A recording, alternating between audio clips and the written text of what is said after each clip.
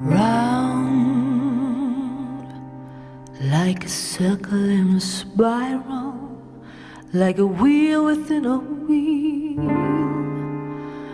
never ending or beginning, like the circles that you find in the windmills of your mind.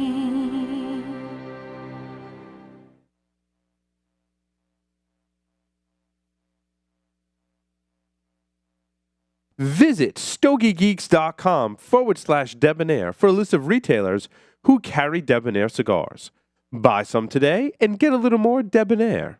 Duran Premium Cigars, one of the fastest growing boutique cigar companies, providing smokers a portal into the old Cuban tradition of perfect balance and the lost art of progressive flavor construction. Roberto Pelayo Duran began his career in tobacco over 2 decades ago in Havana, where his reputation grew within Cuban circles. The creation of Duran Premium Cigars has given Roberto the platform to introduce a series of cigars that offer the same quality, construction, and detail which he perfected while in Cuba. Brands include the ultra-premium Roberto P. Duran Premium Cigar Series, Azan Cigars, Nea, and Baracoa. Duran Cigars uses a seed-to-humidor approach, as all tobacco is grown on their farms and rolled in their factory in Esteli, Nicaragua. Rollers have been carefully chosen to carry out Roberto's precise method to ensure progressive flavor in each cigar. Duran Cigars invites you to make their premium your standard.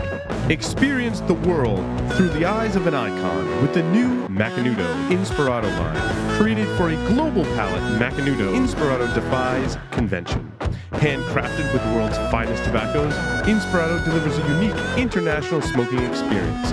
Find Inspirado Orange at fine tobaccos everywhere and Inspirado Black online and in your favorite catalogs. Ready to be inspired? Check out Macanudo Inspirado now at macanudo.com. CAO has brought you iconic cigars over the years. Brasilia, Italia, La Traviata, done in a playful nature with a unique twist. Travel to the exciting world of CAO and back in just under an hour with any of the groundbreaking CAO World Blends. Test the boundaries of style with new age brands in the 95 rated Flathead. Honor the past with new classics like Pilon. Treat your palate to an array of flavors with Soulfire and Moon Trance. At CAO, the experiences are limitless. So what's your next move? Hey, Paul, what's up? What's up, Mark? Did you hear about the new cigar that's coming out? Which one is that? There's like 800 new ones every week. The one with the Connecticut broadleaf wrapper. Oh, really? I love Connecticut broadleaf. Who makes it? I think it's Nicaraguan. So Nicaraguan binder and filler, or it's made in a factory in Nicaragua? I always have to Google these, and it's taking me like an hour to find out what it is. If this is a frequent conversation with your cigar buddies, look no further than Stogie Geeks News, the only cigar news podcast on the internet. Will Cooper, the man behind cigar-coop.com, and Paul Asadorian from the Stogie Geeks produce a weekly show covering the latest cigar news, new blends, cigar manufacturer announcements, and more. Subscribe to the video version on YouTube, or get the audio version in your favorite podcast catcher. Head on over to stogienews.tv to subscribe today.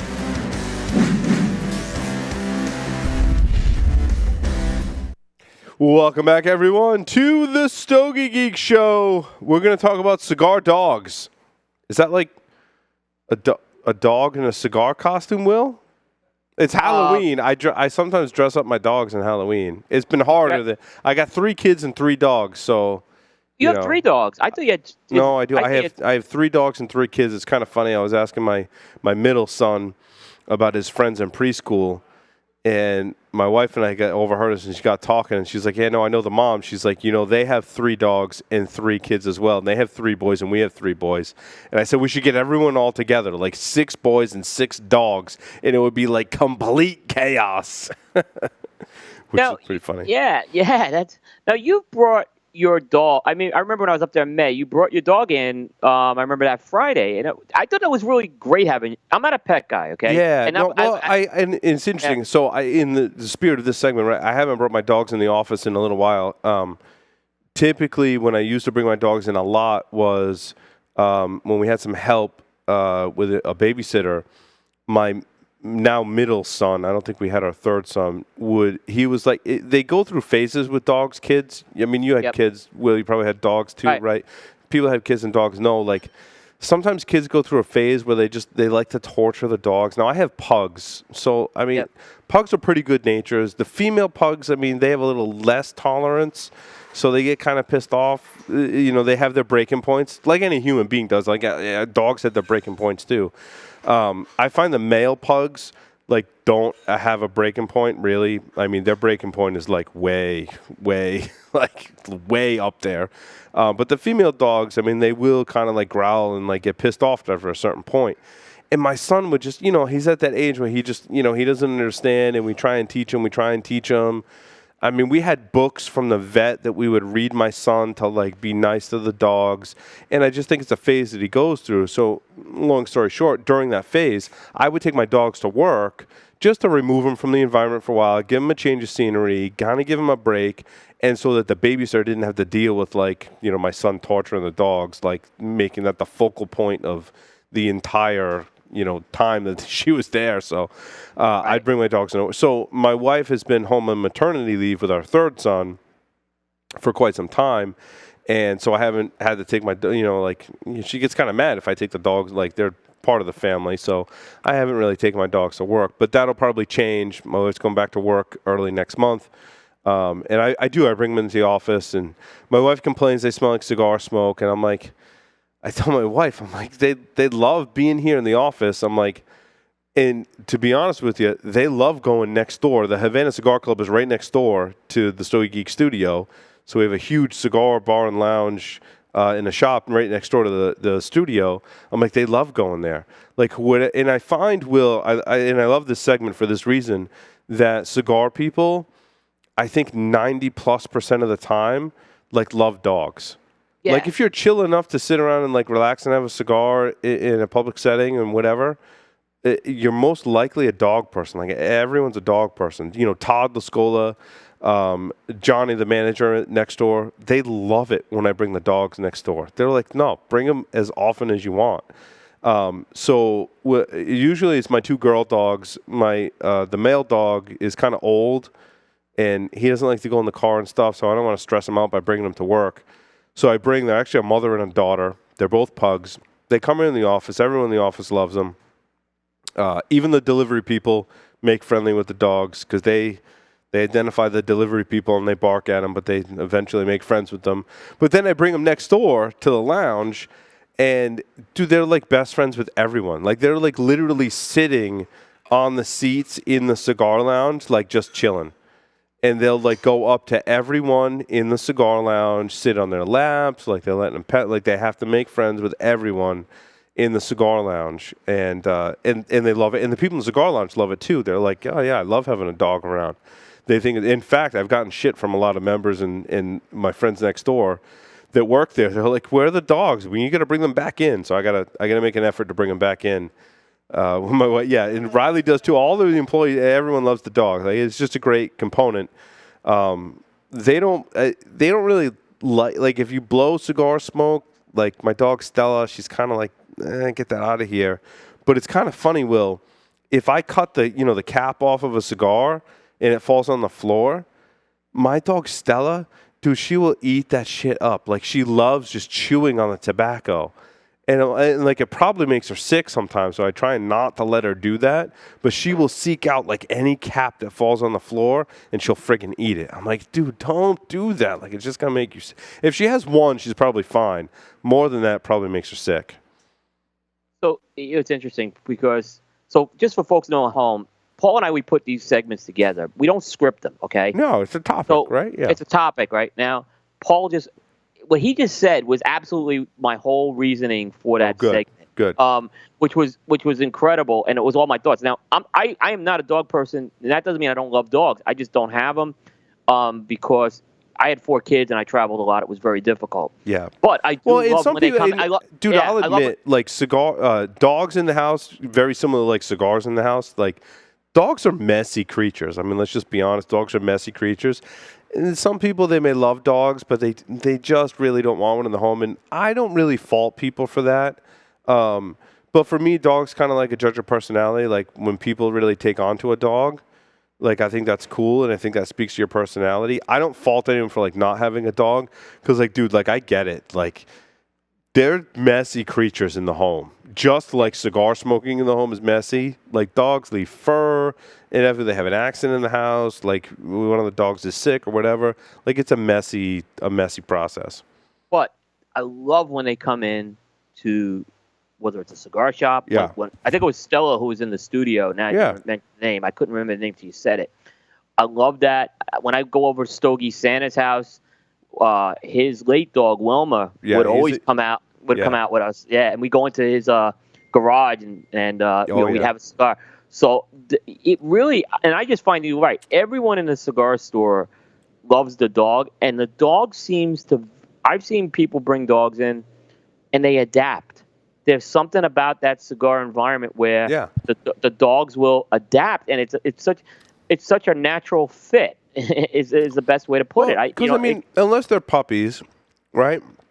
Most dogs are pretty chill, and when you're sitting in a cigar store, like you're all kind of sitting around being pretty chill, and like for the most part, that's what dogs want to do. They want to just sit around and chill, and I think it's kind of like a cultural thing for a dog just come on and chill with everyone and have a cigar. Big Pete was just in here.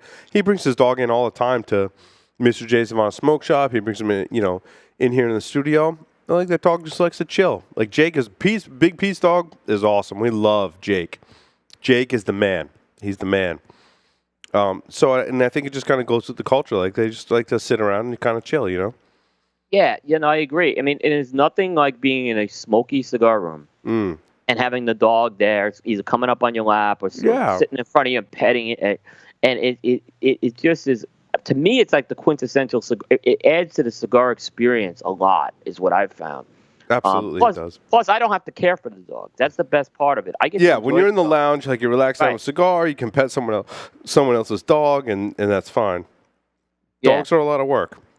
Yeah, and they seem to just pick up the vibe of the cigar shop. I've noticed, sometimes when that, Jose Blanco always say, who's the worst person? What's the worst thing to have with a cigar? And it's an asshole, right?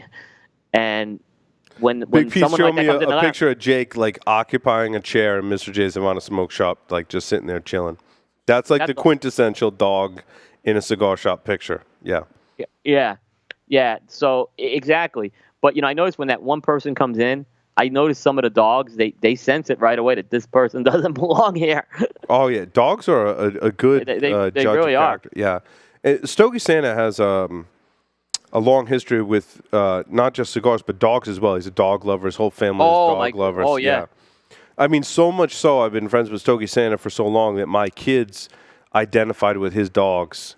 And he had a dog called Ronan. Ronan was awesome. It was a gigantic bull mastiff. I mean, weighed almost as much as I do. I mean, that dog was big, but as big as that dog was, it had the biggest heart. And Ronan was the best judge of character, man. Like, he would sniff someone out. Dude, I tell you what, he was like, he was very polarizing. Either you were like good or bad, right? Dogs do that kind of stuff, Ronan was great. I remember going in the back deck of Stogie Santa's house, and the first time I met Ronan, and Stogie Santa gave me no warning. Like, this dog could have eaten me whole, eaten my entire body alive, and he gave me no warning. And I think it was pretty much to sniff me out and see whether Ronan liked me or not. And Ronan woke up to me, I'm like, hey buddy, how you doing? And I was just kind of casual and pretty chill about it. And Ronan made that instantaneous decision, yeah, Paul's okay. He can come. I won't eat him. He's okay. And I'm sitting there having a cigar, dude. And Ronan's two paws in my lap, licking my face. And I tell you what, if Ronan didn't like you, it was the complete polar opposite experience. He would eat you whole. That was it. You were done. You were not welcome there. You were done. So I was just grateful that I was in Ronan's good graces. And he loved my kids, too. He would just run around the yard with my kids and stuff. So it was cool. Right. I met Wilma, and I remember when I was up in Rhode Island the first time, Mark Jr. was still on the team, and I was staying over Stogie Santa's house. And I remember Mark Jr. said, basically was he got me a little afraid of going over there because of Wilma, right? And I'm like, oh, geez, because I'm not a dog guy, hoping. I got in there, and Wilma was great. I mean, Wilma could have been sweeter, that dog. But what's interesting is Stogie Santa's got a couple of those wine coolers in his and he goes, "Hey, go into there and just pick something out." And when I walked over there, Wilma was like on alert, right? Right? And I'm like, You "Oh, like trained her, but- like, yeah, don't but go let I- anyone in the humidor. And Stogie said something like, no, it's all good. Basically, she knew. So I went Yeah. and got something. But it was amazing when that part happened. It was like Wilma knew. Like that was Mark's humidor. Don't go in there. Well, it's funny too with Mark Jr. He asked me to watch his to go take care of his dogs one day. Now Mark Jr. had 2 pit bulls, dude, and I'm like, I'm a dog person, but I'm not at the like Mark Jr. Stogie Santa level like dog people. Right. And I call up Stogie Santa. I'm like, dude, you got to come with me. I'm like, 'cause you're like a dog whisperer. Like, you could be in an enclosed space with 2 Rottweilers and they'd be like licking your face, right?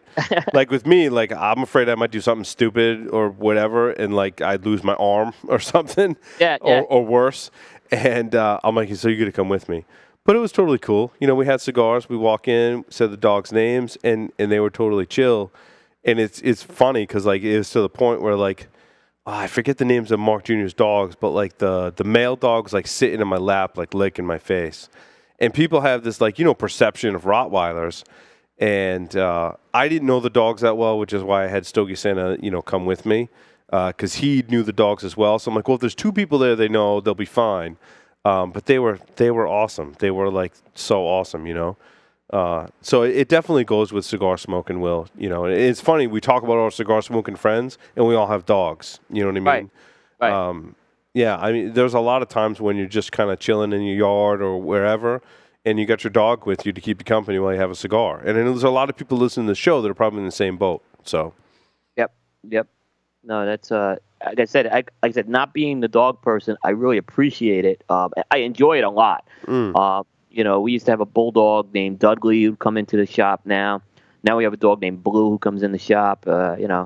It's just a lot really of cigar. You know what's funny? Well, now that you say that, a lot of cigar shops that I've visited, they're like the mascot. Like they have a dog that just kind of like hangs out in the shop, or one of the members like always brings their dog in, and everyone's always really cool with it, which I think is great. I've never seen that person. Oh, what's that dog doing here? And I've never seen a dog out of control at a cigar store, which is, I mean, I'm sure it could happen, right? I'm not saying, but I've never seen it, and I've seen a lot of dogs come and go in cigar stores. Absolutely. Yep. No, I think it's good. I think it really speaks to the Debonaire Ideal in the hanging out in a cigar shop. That dogs are very much a part of the culture, which I love. I've always been a dog lover, and I married someone who's very much a dog lover, so it just kind of fits. And then that can be dangerous because then you end up with 3 kids and 3 dogs like we do. So, well, it's interesting. My daughter got married, and now they have 2 dogs already. Oh, good for them. And your dogs are your first children, dude. Like, and that's healthy. That's what she said. Yeah. That's exactly when she came to visit me. That's what she said the last time. Right. And it's interesting, the kids that they'll raise, dude, like when they get to the point where they're having kids, the kids will love dogs too because they're just going to grow up with dogs. Like I see my 4.5-month-old, like he is fascinated by the dogs. He will like stare them down, and he'll like reach out and like try and touch them and stuff like that. Like he is fascinated with them, and I think that's healthy for kids to be in that environment. Absolutely. From someone who really didn't have dogs much, I'm a little more. I did have I shouldn't say we did have a dog with my parents when I was younger, but someone who wasn't around when you're not around a dog for a long time, I got a little less comfortable, I admit, but then I'm very much at ease once the dog's comfortable with me. It very much puts me at ease. Well, that's awesome. Yep. You should. You know what? A dog is a great companion, and it's good that my wife doesn't listen to the show because, like, a dog never talks back to you. Yeah, exactly. And when you're chilling out having a cigar with your dog, they're not giving you shit for anything, dude. Like they're just sitting there chilling. They're not complaining about the smoke. But that's great too. I mean, obviously, I love my wife, and I love being with my wife. But and there are times, and Will, like when you're in a marriage, when you're like, you know what, I'm gonna go chill and have a cigar, and your wife's like, yes, go have a cigar, right? And the companion you want with you is like your dog. Like you can chill, have a cigar with your dog, and like have your downtime still, So Yeah, I think exactly. it plays into that dynamic. Well, now you got this big house, Will. You know, are all your kids moved out? There's just I got 3 more still here. you got but three of your offspring still living with you. I got the 20-year-old. I got one who's about to turn 17 and one who just turned 16. They're the youngest two are 10 and a half months apart. I gotcha. But the issue is because we do a lot of travel individually, or especially Yeah. more me. It's to have a dog. We don't leaving the dog is tough sometimes. You So, need to. You know what? Eventually, Will, you're going to retire from your day job. Your kids are going to move out, and then you're going to get a dog. That's my prediction. That's what a lot of people. Show. I would say a lot of people have said that. Yep. It'd be a big change for me. I'll tell you that. That's good, but yeah, I think you need that kind of change. Not to Right. get too philosophical, right? But like when you make changes like that in your life, I think you need that kind of change, that kind of dynamic. Absolutely. I don't know if I'd recommend that everyone have 3 kids and 3 dogs in their house. It's wonderful, don't get me wrong, but there's a lot of times where you're like, I wish I had 2 or 3 more people to help me manage the household. Now I know why. Now I know why you're so frazzled. Yeah, it pushes to that point sometimes. So Yeah, exactly. that's It's all why good. it's important to have cigars in your life. To our Stogie Absolutely. Geeks, that's right. And include the dogs in it. And, having time with your cigars is important at any stage in your life. All right, so let's take a short break, come back, and talk about our Stogies for the week.